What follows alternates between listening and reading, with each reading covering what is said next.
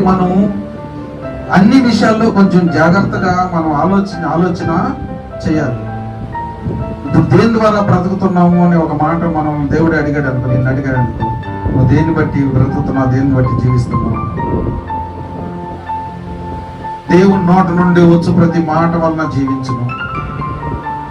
ఏ మాట? నువ్వు ఏ మాట వల్ల జీవిస్తున్నావు? నువ్వు నేను ఒక ఆధారం మనకు ఉండాలా కదా? ఏ ఆధారం నీకు? నువ్వు జీవిస్తున్నావు అంటే, నువ్వు బ్రతుకుతున్నావు అంటే దేనివల్ల?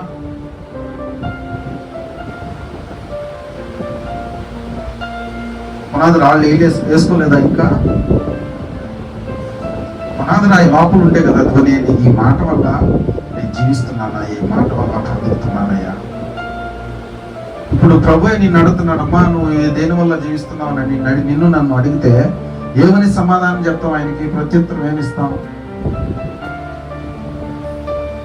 ఆలోచించండి.